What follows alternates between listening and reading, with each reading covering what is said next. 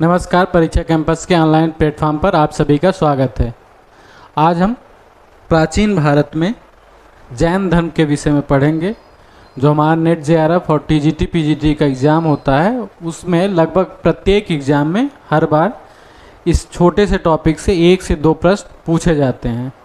इसके पहले वाली क्लास में आपने उत्तर वैदिक काल, फिर उसके पहले वैदिक काल, फिर हड़प्पा सभ्यता के विषय में डिटेल से आपने पढ़ा था।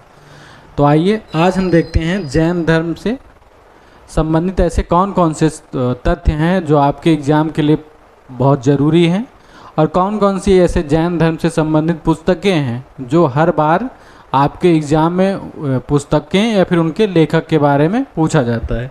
तो आइए शुरू करते हैं। तो अगर हम जैन धर्म की बात करते हैं तो जैन धर्म का सबसे पहले हम देखते हैं कि अर्थ क्या होता है। जो जैन धर्म है, जैन का अर्थ होता है किसी जिन का अनुगामी होना, यानी किसी जिन होता है उसका अनुगामी यानी उसका अनुसरण करने वाला। अब जिन का शब्द, अगर जिन शब्द का हम अर्थ देखते हैं तो जिन का शाब्दिक जो अर्थ होता है वह होता है विजेता। अगर हम इसका डिटेल में पढ़ेंगे तो एक ऐसा व्यक्ति जो राग द्वेष जो मनोविकार हैं उस पर विजय प्राप्त कर ली हो और जो क्या किया हो, अनंत ज्ञान प्राप्त कर चुका हो, जिसने अनंत ज्ञान प्राप्त कर चुका हो। और ऐसा व्यक्ति जो दूसरों को मोक्ष प्राप्त करने का मार्ग बताता हो या जो मुक्ति प्रदान करने का मार्ग बताता हो, तो उसे क्या कहते हैं, जिन कहा जाता था। ठीक, जैन का मतलब होता है किसी जिन का अनुगामी होना, जबकि जिन का मतलब होता है शाब्दिक अर्थ जो होता है विजेता। और अगर हम इसका डिटेल में पढ़ेंगे तो इसका जिन का मतलब होता है ऐसा व्यक्ति जिसने राग द्वेष घृणा जैसे मनोविकारों पर विजय प्राप्त कर ली हो और क्या करता हो, जो मोक्ष का मार्ग बताता हो। अगर हम इसी जैन धर्म में ही 2-3 शब्द आते हैं। पहला जैसे आपने जिन देख लिया, दूसरा आता है तीर्थंकर। तीर्थंकर का मतलब होता है ऐसा व्यक्ति जो संसार के महासमुद्र से पार उतरने के लिए घाट बनाता हो। ठीक, क्या करता हो, जो यह संसार है, संसार रूपी महासमुद्र या समुद्र है, इससे पार करने के लिए क्या करता हो, घाट बनाता हो। उसे हम क्या कहते हैं, तीर्थंकर कहते हैं। अब जब हम जैन धर्म की बात करते हैं तो जैन धर्म में ऐसा माना जाता है कि जो पहले उसके तीर्थंकर हैं, कितने, इसमें 24 तीर्थंकर माने जाते हैं। ठीक, तो जो पहले तीर्थंकर कौन है, ऋषभदेव। ऋषभदेव को प्रथम जैन तीर्थंकर माना जाता है और इनका जन्म जो है कहाँ पे हुआ था, अयोध्या में हुआ था। इनके कई नाम हैं जो कई बार परीक्षा में पूछा जाता है, तो इसको देख लेते हैं। इनका एक नाम है आदिनाथ, आदिदेव, केसरियानाथ, केसी रूप और स्वयं भू कश्यप। यानी इनके जो नाम क्या क्या हैं, आदिनाथ, आदिदेव, केसरियानाथ, केसी रूप, स्वयं भू कश्यप। ये जो स्वयं भू कश्यप और केसी रूप और केसरियानाथ, यह परीक्षा में पूछा जा चुका है कि किस तीर्थंकर के नाम है। इनके जो माता पिता हैं, इनकी माता का नाम मरु देवी था और पिता जो इनके हैं नभी। माता का नाम मरु देवी और पिता नभी हैं। इनका विवरण, ऐसा प्रश्न आया हुआ है कि ऋषभदेव का विवरण किन किन ग्रंथों में मिलता है। तो ऋषभदेव का सबसे पहले जो विवरण ऋग्वेद में मिलता है। ऋग्वेद के साथ ही साथ यजुर्वेद, विष्णु पुराण और भागवत पुराण में ऋषभदेव का विवरण मिलता है। यजुर्वेद में इन्हें धर्म प्रवर्तकों में श्रेष्ठ क्या कहा गया है, धर्म प्रवर्तकों में श्रेष्ठ, और भागवत पुराण में विष्णु का अवतार कहा गया है। यह बहुत ही महत्वपूर्ण है। हो सकता है ऐसा प्रश्न पूछे कि भागवत पुराण में ऋषभदेव को क्या कहा गया है, विष्णु का अवतार कहा गया है। भरत और गोमतेश्वर बाहुबली इनके पुत्र थे। इनके 2 पुत्र थे, कौन कौन, भरत और गोमतेश्वर बाहुबली। एक चीज़ याद रखिएगा, जो श्रवण बेलगोला में जहाँ पर चंद्रगुप्त मौर्य गए थे, तो श्रवण बेलगोला में जो बाहुबली की मूर्ति है वह किसकी है, इन्हीं की, यानी ऋषभदेव के पुत्र गोमतेश्वर बाहुबली की मूर्ति है। और आगे देखते हैं जो 22वें तीर्थंकर हैं, कौन से, अरिष्टनेमी। इनको अरिष्टनेमी को महाभारत में वासुदेव कृष्ण का चचेरा भाई बताया गया है। ठीक, तो 22वें तीर्थंकर अरिष्टनेमी हैं और इनको कृष्ण का चचेरा भाई बताया गया है और कृष्ण का समकालीन बताया गया है। तो यह महत्वपूर्ण तथ्य है। इन्होंने गिरनार पर्वत पर तपस्या की थी। जैन ग्रंथ उत्तरा अध्ययन सूत्र में भी अरिष्टनेमि को कृष्ण का समकालीन बताया गया है। यह महत्वपूर्ण है। महत्वपूर्ण यह नहीं है कि कृष्ण का समकालीन बताया गया, ऐसा प्रश्न आ सकता है कि किस ग्रंथ में कहा गया है। तो उत्तरा अध्ययन सूत्र जो जैन धर्म का एक महत्वपूर्ण ग्रंथ है, इसमें कहा गया है कि अरिष्टनेमि जो थे कृष्ण के समकालीन थे। ऋग्वेद में ऋषभदेव के अतिरिक्त अरिष्टनेमि का भी उल्लेख केसी सूक्त में मिलता है। आगे देखते हैं हम। जो 23वें तीर्थंकर हैं कौन है? पार्श्वनाथ। 23वें तीर्थंकर कौन है? पार्श्वनाथ। इनका जन्म कहाँ हुआ है? काशी में हुआ था। इनका जो प्रतीक चिन्ह है कौन है? सर्प। यह प्रश्न ऐसा पूछा जाता है, तो एक बार आप देख लीजिए जो 24 तीर्थंकर हैं उनका प्रतीक चिन्ह क्या क्या है, तो प्रश्न आ सकता है। तो पार्श्वनाथ का प्रतीक चिन्ह सर्प है। क्या है? सर्प है। इनके माता पिता, माता का नाम क्या है? वामा। पिता का नाम क्या है? अश्वसेन। इनकी जो पत्नी हैं, इनकी इससे संबंधित परीक्षा में पूछा भी जा चुका है कि इनकी पत्नी का क्या नाम है। यह तो सभी को पता होता है कि इनकी पत्नी का नाम प्रभावती है, परंतु यह पूछा जा सकता है कि कहाँ के राजा या फिर इनके पिता का नाम क्या था। तो इनकी पत्नी कुशस्थलपुर के राजा नरवर्धन की पुत्री थी। उनका क्या नाम था? प्रभावती। अब अगर हम ज्ञान प्राप्ति की बात करते हैं तो पार्श्वनाथ को 30 वर्ष की अवस्था में आश्रम पद उद्यान जो कि वाराणसी में है, यहाँ इनको ज्ञान की प्राप्ति हुई थी। और इनके जो प्रथम अनुयायी थे, इनकी माता वामा और इनकी पत्नी प्रभावती। तो याद रखिएगा प्रथम अनुयायी कौन कौन है? माता वामा और पत्नी प्रभावती।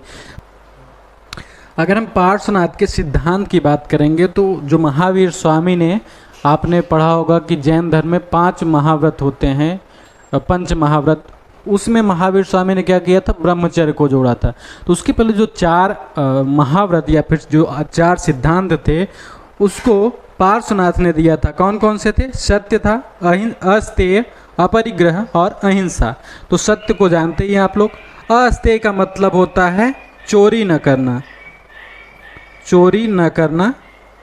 इसका एक मतलब और होता है कि किसी के बिना इच्छा के किसी भी वस्तु को न लेना।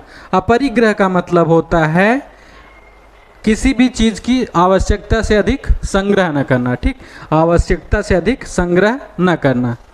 और अहिंसा का मतलब होता है किसी भी जीव का हत्या न करना। अब हम देखते हैं 24वें तीर्थंकर जो हैं महावीर स्वामी, इनके विषय में देखते हैं। इनका जन्म जो है 599 ईसा पूर्व में कुंडग्राम वैशाली बिहार में हुआ था। तो कहाँ पर हुआ था? कुंडग्राम एक जगह है जो कि वैशाली बिहार में है, वहाँ पर 599 ईसा पूर्व में हुआ। इनके माता पिता की अगर हम बात करते हैं तो इनकी माता का नाम त्रिशला, त्रिशला को ही देवनंदा या विदेह दत्ता भी कहा जाता है। और इनके जो पिता थे वो थे सिद्धार्थ। ठीक, इनकी पत्नी का नाम क्या था? पत्नी का नाम यशोदा था। पुत्री जो थी, पुत्री का नाम प्रियदर्शना या फिर अड़ोज्या कहा गया है। तो एक चीज़ ध्यान में रखिएगा, जो अचरांग सूत्र यह जैन धर्म का ग्रंथ है, इसी में प्रियदर्शना को अड़ोज्या कहा गया है। ठीक, तो पुत्री का 2 नाम मिलता है, एक प्रियदर्शना और एक अड़ोज्या। अगर हम कैवल्य प्राप्ति की बात करेंगे तो महावीर स्वामी को जिम्बिक ग्राम के पास ऋजुपालिका नदी के तट पर साल वृक्ष के नीचे 557 ईसा पूर्व में ज्ञान की प्राप्ति हुई है। तो यह प्रश्न आया हुआ है, कौन सी नदी? ऋजुपालिका नदी के तट पर, और वृक्ष पूछता है तो साल वृक्ष के नीचे। इनके जो प्रथम अनुयायी थे कौन थे? जमाली। जमाली इनके क्या थे? दामाद भी थे, यानी कि इनकी पुत्री प्रियदर्शना के पति थे। और इनका जो प्रथम उपदेश है राजगिरी है, राजगिरी में विपुलाचल पहाड़ी है, वहाँ पर इन्होंने अपना पहला उपदेश दिया था। इनको जो निर्वाण की प्राप्ति हुई है 527 ईसा पूर्व में पावापुरी राजगिरी में हुआ है।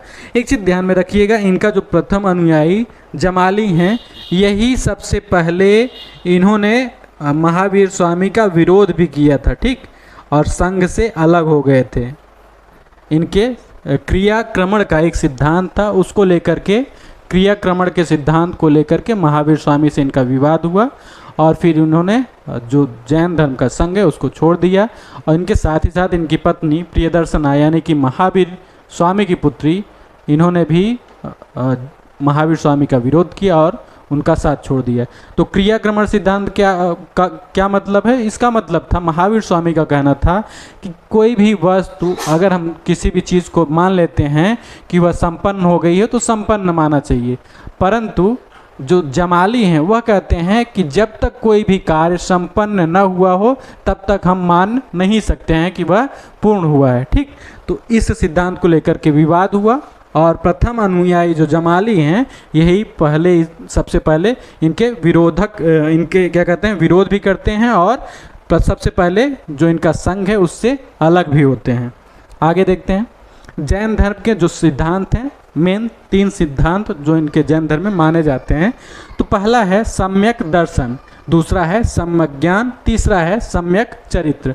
तो जो सम्यक ज्ञान है इसमें इसका मतलब होता है सत्य में विश्वासी सम्यक दर्शन है। इसके 7 तत्व हैं, तो हम अगली स्लाइड में इसको देखेंगे कि 7 तत्व क्या क्या हैं।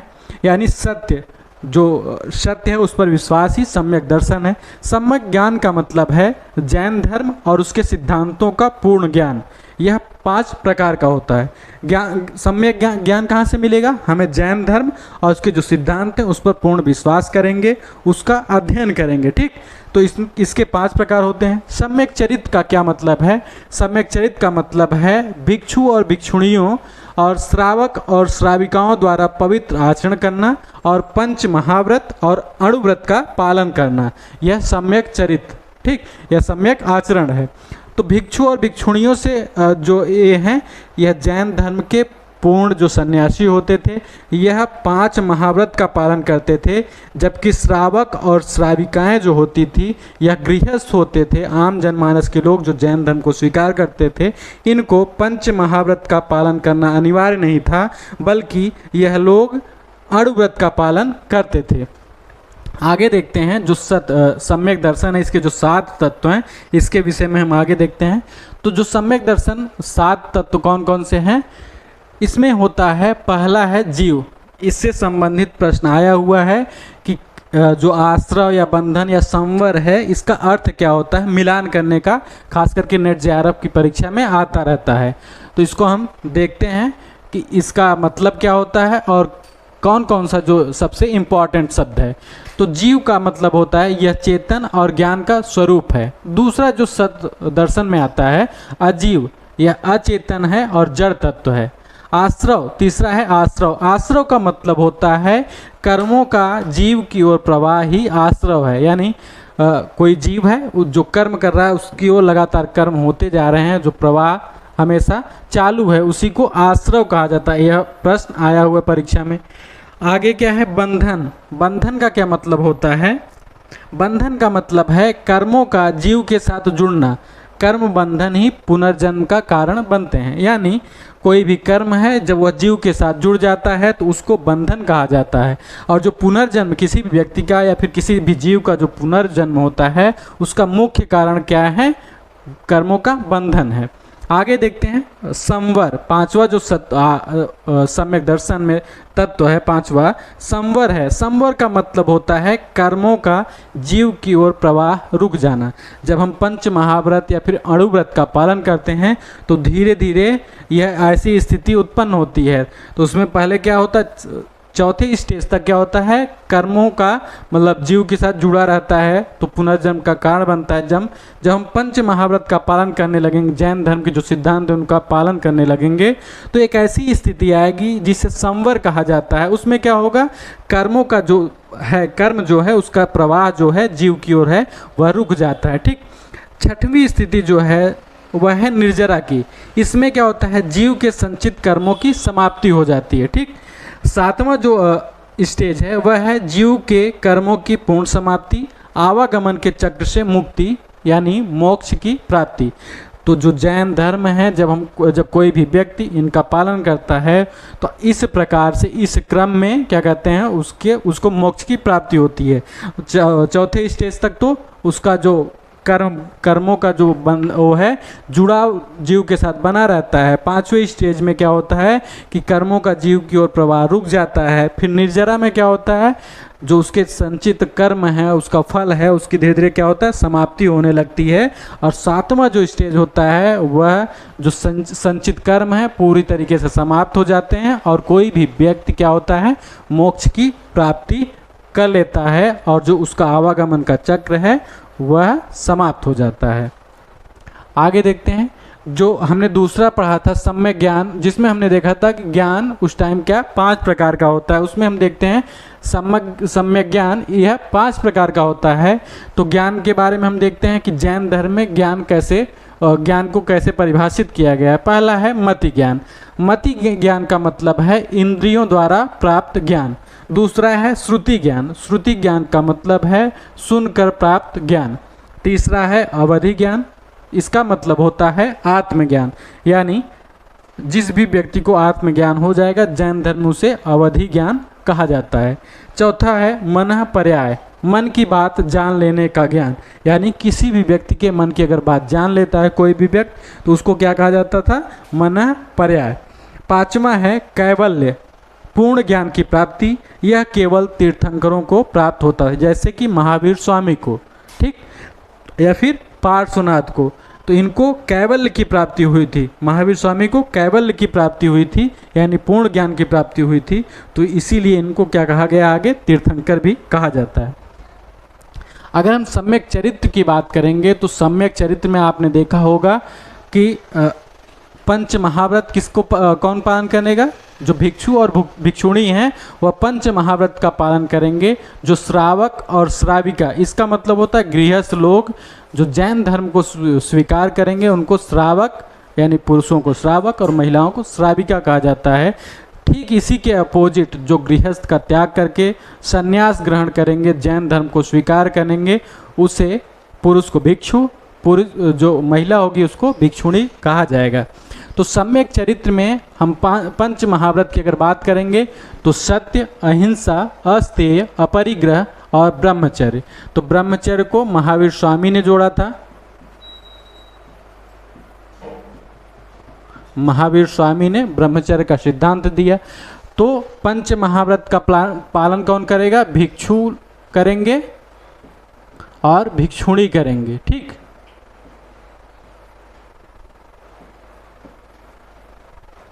भिक्षु और भिक्षुणी जो हैं पंच महाव्रत का पालन करेंगे, जबकि श्रावक जो होते हैं वह सिर्फ क्या करेंगे,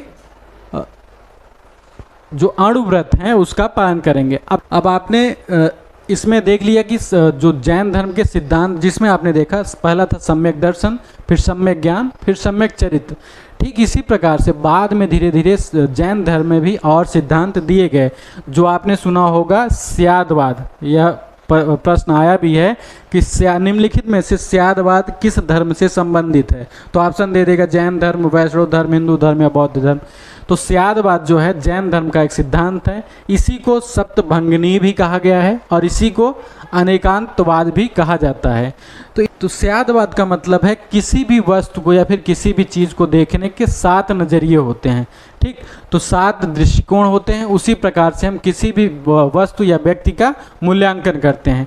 पहला क्या है, स्यात् अस्ति। तो किसी भी वस्तु को आपने देखा तो आप कह सकते हैं स्यात् अस्ति, इसका मतलब होता है शायद है। दूसरा स्यात् नास्ति, शायद नहीं है। तीसरा स्यात् अस्ति च नास्ति, शायद है भी और नहीं भी। चौथा है स्यात् अव्यक्तम, शायद कहा नहीं जा सकता। पांचवा जो सिद्धांत है स्यात् अस्ति च अव्यक्तम, यानी शायद है किंतु कहा नहीं जा सकता। छठवां सिद्धांत है स्यात् नास्ति च अव्यक्तम च, यानी शायद नहीं है और कहा नहीं जा सकता है। सातवां और अंतिम सिद्धांत है स्यात् अस्ति च नास्ति च अव्यक्तम च, यानी शायद है और नहीं है और कहा नहीं जा सकता है। यानी जो सप्तभंगिनी है या फिर स्यादवाद या अनेकांतवाद का जो सिद्धांत है, किसी भी, उसका मतलब है किसी भी वस्तु को देखने के हम 7 नज़रिए रख सकते हैं, फिर 7 दृष्टिकोण होते हैं। तो जो क्या मैंने बताया इसमें कि किस प्रकार से यह दिया गया, कौन कौन सा सिद्धांत है।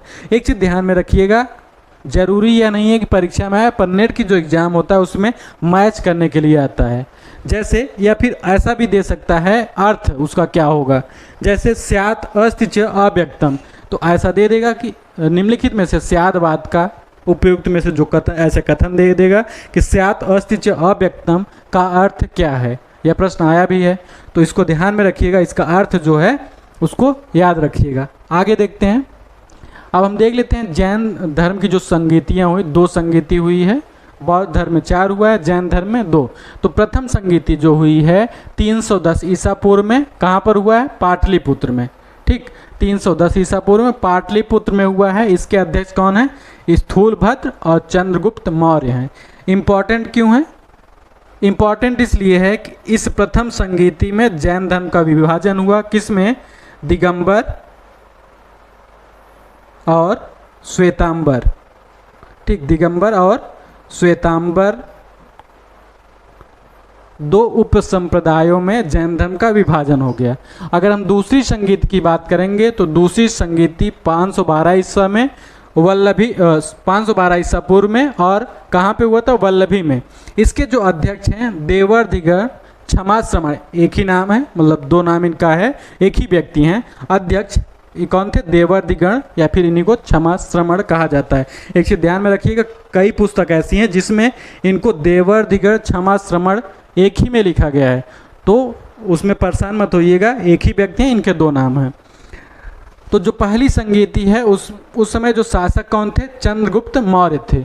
आगे देखते हैं हम जैन धर्म के संप्रदाय, इससे संबंधित प्रश्न हर बार परीक्षा में पूछे जाते हैं। प्रश्न कैसे पूछा जाता है, कोई भी संप्रदाय दे देगा और देगा कि यह जैन धर्म के किस संप्रदाय से संबंधित है। ऑप्शन दे देगा कौन सा, श्वेतांबर या फिर दिगंबर। तो इस, या फिर हो सकता है बौद्ध धर्म का दे दे, महायान और हीनयान, तो इसको भी ध्यान में रखिएगा।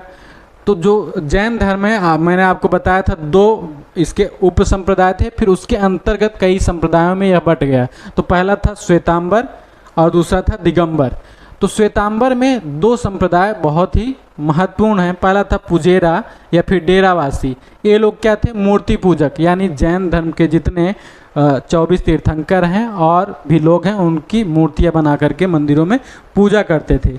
जबकि दूसरे थे ढूंढिया या स्थानकवासी कहा जाता था। यह क्या करते थे, ये लोग जैन सिद्धांतों का पालन करने वाले थे। यानी पहले जो पुजेरा या डेरावासी हैं यह मूर्तियों की पूजा करते हैं हिंदू धर्म की भांति, जबकि दूसरे जो स्थानकवासी या ढूंढिया हैं यह लोग जैन धर्म के सिद्धांतों का पालन कर रहे हैं, मूर्ति पूजा नहीं कर रहे हैं। अगर हम दिगंबर की बात करेंगे तो दिगंबर में पहला जो है 20 पंथी, ये लोग क्या कर रहे हैं, तीर्थंकरों की पूजा कर रहे हैं। अब यहाँ पर आपने देखा पुजेरा और जो डेरावासी हैं यह मूर्तियों की पूजा कर रहे हैं, परंतु किसकी मूर्तियों की, तीर्थंकरों की पूजा कर रहे हैं। ठीक, जो 24 तीर्थंकर। अगर वही हम दिगंबर में बात करेंगे, 20 पंथी जो उपसंप्रदाय है, यहाँ पर जो तीर्थंकरों के साथ साथ क्षेत्रपाल और भैरव की भी पूजा कर रहे हैं। मेन डिफरेंस क्या है डेरावासी और 20 पंथी में? डेरावासी सिर्फ 24 तीर्थंकरों की मूर्तियों की पूजा कर रहे हैं, परंतु 20 पंथी क्या कर रहे हैं, तीर्थंकरों की मूर्तियों की पूजा के साथ साथ जो भैरव की पूजा और क्षेत्रपाल यानी स्थानीय जो देवता है उसकी भी पूजा कर रहे हैं। दूसरे हैं 13 पंथी, ये लोग क्या कर रहे हैं, जैन मूर्तियों की पूजा करते हैं। तीसरे हैं समैया पंथी, इनको तारण पंथी भी कहा जाता है। यह सेम स्थानकवासी की तरह जैन सिद्धांतों का पालन कर रहे हैं। चौथे हैं तोतापंथी और 5वां है गुमानपंथी। तो याद रखिएगा कि दिगंबर संप्रदाय में 5 उप संप्रदाय बटे हैं, 20 पंथी, डेरापंथी, समैयापंथी या तारणपंथी, तोतापंथी और गुमानपंथी। जबकि श्वेतांबर संप्रदाय में पुजेरा या डेरावासी, ढूंढिया या स्थानकवासी 2 उप संप्रदाय हैं। आगे देखते हैं। अब हम देखते हैं कि जैन साहित्य में कौन कौन से ऐसे ग्रंथ हैं और जैन साहित्य का संकलन कैसे किया गया, जो बहुत ही महत्वपूर्ण है। तो जैन साहित्य के प्राचीन ग्रंथों को पुव्व कहा जाता था। यह बहुत ही महत्वपूर्ण है और प्रश्न आया भी है कि पुव्व निम्नलिखित में से पुव्व क्या है। तो उसमें प्रश्न ऑप्शन दे देता है बौद्ध साहित्य या बौद्ध ग्रंथ या फिर जैन ग्रंथ, हिंदू ग्रंथ। तो इसको ध्यान में रखिएगा। जैन धर्म के प्राचीनतम जो ग्रंथ हैं उनको पुब्ब कहा जाता था। इनकी संख्या 14 है। जैन साहित्य को आगम सिद्धांत भी कहा जाता है, यह भी महत्वपूर्ण है। जैन साहित्य को क्या कहा जाता है? आगम या सिद्धांत कहा जाता है। ये अर्धमागधी या मागधी या प्राकृत भाषा में लिखे गए हैं। इसके अंतर्गत 12 अंग, 12 उपांग, 10 प्रकीर्ण, 6 छेद सूत्र, 4 मूल सूत्र और 1 अनुयोग सूत्र आते हैं। अब ध्यान में रखिएगा, जो 12 अंग हैं, यानी जैन जो साहित्य है उसको 12 अंग, 12 उपांग, 10 प्रकीर्ण, 6 सूत्र, 4 मूल सूत्र और अनुयोग सूत्र में बांटा गया है। ठीक, यह इसका डिवाइडेशन है। अगर हम 12 अंगों की बात करेंगे तो 12 अंग में क्या लिखा गया इसके बारे में देख लेते हैं। इसमें जैन के सिद्धांतों यानी जैन धर्म के जो सिद्धांत हैं उनका और नियमों आदि का संकलन है। यानी 12 अंग जो है उसमें क्या लिखा गया है? जैन धर्म के सिद्धांत और उनका संकलन है। तो 12 अंग जो हैं उसके बारे में देखते हैं कि इसमें क्या क्या लिखा गया है। तो पहला है आचारांग सूत्र, यह परीक्षा में पूछा भी गया है। पहला क्या है? आचारांग सूत्र। इसमें क्या है? यह महत्वपूर्ण है। इसमें जैन भिक्षुओं के द्वारा अनुसरण किए जाने वाले नियमों का वर्णन है। यानी जो आचारांग सूत्र है इसमें क्या लिखा गया है कि जो जैन भिक्षु हैं वह कौन कौन से नियमों का पालन करेंगे, इसका विवरण किसमें है? आचारांग सूत्र में। दूसरा है सूत्र कृदंग। इसमें क्या है? इसमें विभिन्न जैन मतों का विवरण मिलता है। तीसरा है स्नांग, जैन धर्म के विविध सिद्धांतों का वर्णन है। चौथा है समवायांग, इसमें भी जैन धर्म के विविध सिद्धांतों का विवरण मिलता है। पांचवा महत्वपूर्ण है भगवती सूत्र। यह महत्वपूर्ण जैन ग्रंथ है। इसमें महावीर तथा उनके समकालीन जैन मुनियों की जीवन गाथाओं का वर्णन है। इसके अतिरिक्त जैन धर्म के सिद्धांतों के साथ साथ स्वर्ग एवं नर्क का भी वर्णन है। तो भगवती सूत्र महत्वपूर्ण जैन ग्रंथ है। महत्वपूर्ण क्यों है? क्योंकि इसमें महावीर स्वामी, उनके समकालीन जितने भी जैन मुनि हैं उनका विवरण मिलता है और इसी में स्वर्ग एवं नर्क का भी विवरण मिलता है। आगे देखते हैं। छठवां है ज्ञान धर्म कथा। ज्ञान धर्म कथा, इसमें कथाओं, पहेलियों और आख्यायिकाओं के माध्यम से जैन धर्म की शिक्षाओं का वर्णन है। सातवां है उवासक दशाओं, महत्वपूर्ण है, यह भी परीक्षा में आया हुआ है। परीक्षा में कैसे आया है कि निम्नलिखित में से किस ग्रंथ में 10 जैन व्यापारियों के द्वारा मोक्ष प्राप्ति का विवरण मिलता है? तो कौन सी पुस्तक है? उवासक दशाओं। इसमें 10 जैन व्यापारियों का वर्णन है जिन्होंने जैन धर्म के नियमों का पालन करके मोक्ष प्राप्त किया था। ठीक, तो महत्वपूर्ण पुस्तक है। पहली कौन सी थी? भगवती सूत्र मैंने बताया था। दूसरा है उवासक दशाओं। तो इन दोनों पुस्तकों को याद रखिएगा, यह परीक्षा में पूछा भी गया है। 8वां है अनंतकृत दशा। इसमें क्या है? इसमें कुछ जैन भिक्षुओं का वर्णन है। जैन भिक्षुओं का वर्णन है जिन्होंने तपस्या के द्वारा प्राण त्याग करके मोक्ष प्राप्त किया था। 9वां है अनुरोध पातिक दशा। इसमें क्या है? इस ग्रंथ में भी मोक्ष प्राप्त करने वाले जैन मुनियों का विवरण है। 10वां है प्रश्न व्याकरण। इसमें प्रश्नोत्तर रूप में जैन धर्म की 10 शिक्षाओं और 10 निबंधों का उल्लेख है। 11वां है विकाक सूत्रम। इसमें जीवन के अच्छे बुरे कर्मों से मिलने वाले फलों का कथाओं के माध्यम से वर्णन है। लास्ट है 12वां दृष्टिवाद। यह जैन ग्रंथ पूर्णतः उपलब्ध नहीं है। इसमें प्रथम तीर्थंकर से लेकर स्थूलभद्र के काल तक लिखा गया, पर बाद में यह नष्ट हो गया। यानी दृष्टिवाद जो ग्रंथ है उपलब्ध नहीं है। इसमें क्या है कि प्रथम जैन तीर्थंकर स्थूलभद्र से लेकर के स्थूलभद्र तक का विवरण मिलता है। आगे देखते हैं। अब हम देखते हैं कि और कौन से जैन ग्रंथ हैं जो हमारे एग्जाम के लिए महत्वपूर्ण है। तो जैन ग्रंथ जो प्राकृत भाषा में लिखे गए, 2 भाग में हम देखते हैं। प्रश्न पूछा भी जाता है कि निम्नलिखित में से कौन सा ग्रंथ संस्कृत भाषा में लिखा गया है, तो इसलिए मैंने डिवाइडेशन भी कर दिया है, तो इसको ध्यान में रखिएगा। प्राकृत भाषा के ग्रंथ को देख लेते हैं। पहला है नाया धम्म कहा। इसमें महावीर स्वामी की शिक्षाओं को संग्रहित किया गया है। दूसरा है कल्पसूत्र। यह भद्रबाहु द्वारा रचित महत्वपूर्ण ग्रंथ है। यानी कल्पसूत्र के लेखक कौन है? कल्पसूत्र के लेखक भद्रबाहु हैं। तीसरा है परिशिष्ट पर्वन। यह प्राकृत अपभ्रंश में हेमचंद्र, कौन? हेमचंद्र द्वारा लिखित अत्यंत महत्वपूर्ण जैन ग्रंथ है। तो 2 जैन ग्रंथ मैंने पहले बताया था, भगवती सूत्र सूत्र और उवासक दशाओं, फिर उसके बाद कल्प सूत्र और परिशिष्ट पर्वन, यह 4 जो जैन ग्रंथ हैं महत्वपूर्ण है, हमेशा प्रश्न पूछे जाते हैं। तो परिशिष्ट पर्वन प्राकृत भाषा में लिखा गया हेमचंद के द्वारा। अब संस्कृत के जैन ग्रंथों को देख लेते हैं। पहला है तत्वार्याधिगम सूत्र, इसके लेखक उमा स्वामी हैं। कौन? उमा स्वामी ने यह पुस्तक लिखी। दूसरा है न्यायावतार, इसके जो लेखक हैं सिद्धसेन दिवाकर। तीसरा है द्रव्य संग्रह, इसके लेखक नेमीचंद्र हैं। चौथा है स्यादवाद मंजरी, इसके लेखक मल्ली सेन हैं। तो यह क्या कहते हैं, जैन धर्म के बहुत ही महत्वपूर्ण प्रश्न थे, पुस्तकें थी जो अक्सर परीक्षाओं में पूछे जाते हैं। एक चीज़ ध्यान में रखिएगा, जैन धर्म से ही संबंधित एक तथ्य इसमें छूट गया है, मैं बता दे रहा हूँ। इसी में आता है संलेखना।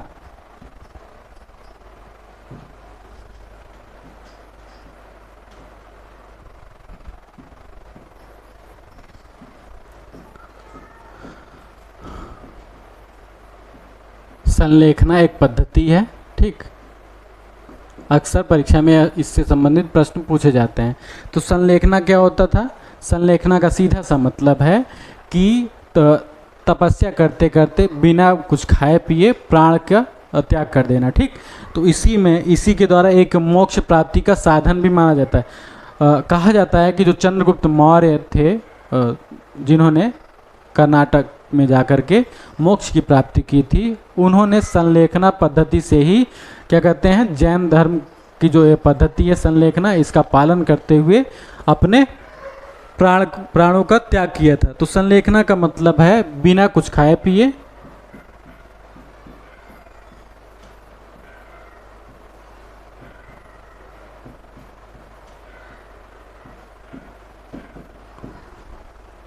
तपस्या करना, फिर उसके बाद क्या करना, प्राणों का त्याग करना, ठीक।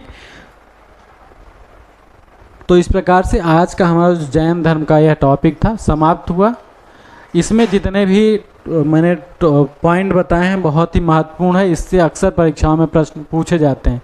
तो इसके कुछ ऐसे हो सकता है पॉइंट छूट गए हों, तो जब प्रैक्टिस सेट मैं करवाऊंगा तो उसमें पूरा शामिल करूंगा।